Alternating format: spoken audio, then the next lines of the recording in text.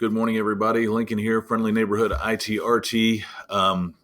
Wanted to get this video out real quick to everyone, so excuse any mistakes that may be in here. But a screen reader showed up over the weekend, and it's really good, so I figured you all needed to know about it as soon as possible. So if you look down in the lower left corner, there appears to be an old school play button, look just like my boombox in 1984. In this case, this actually is our screen reader. So when I click on it, pops up there, and I can drag it around pretty much wherever I want on the screen just by clicking on it, taking it where I want it to go. But the real action with this screen reader is right here in this menu. I call it the hamburger menu. So I'm going to click on that. And the first thing I've got are these settings. Actually, you all can't see that. So the first thing I can see, are my settings. And there are quite a few to go through. I haven't looked at all of them. Like I said, this just popped up this morning on me. But one of the things that stuck out right out of the gate was this automatic scrolling. So I want to play around with that a little bit later on today. Let's go back to the menu.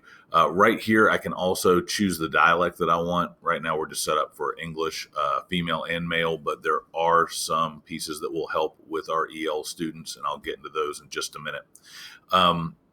Right here is our hover, read on hover. So if I click on that, first I know it's active because it's got a green light there, but check this out. I'm going to hover over a sentence and it's going to put a box over it. So, and you'll see that, and this little timer will kick in and then it'll read. So watch this.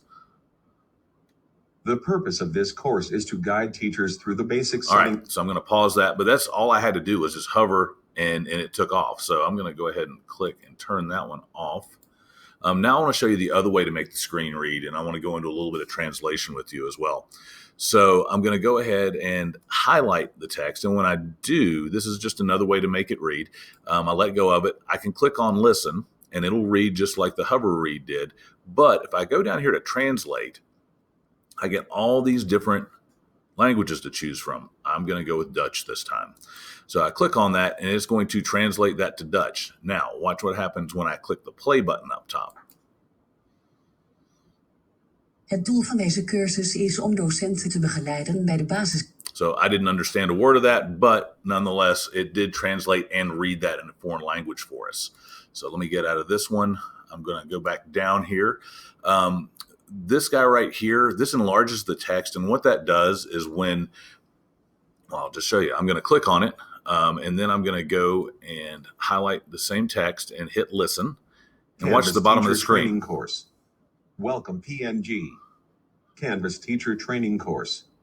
The purpose of this course is to guide teachers through. All right, so that is, it just enlarges everything, puts it at the bottom, but that's also a pretty neat modification there. Let me go click on my settings again. This one right here, let me turn that off. It does a little pop out that will also read to students.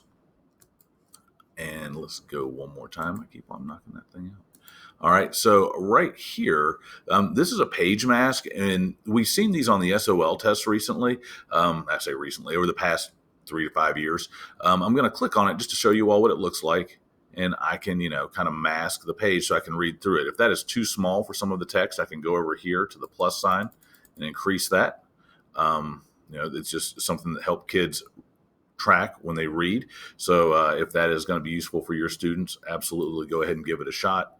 Going to click one more time here. So it also has download as MP3. I have not messed with this yet, but I feel like this is pretty promising. So students could actually download this, potentially save it on their Google Drives, and then be able to listen to it as they need it. So that's it for the video. I know that was really fast, but I felt like you all needed to get this information really fast. Please overlook any mistakes that I may have in this one, and just keep watching other videos as they come out. Thanks for viewing.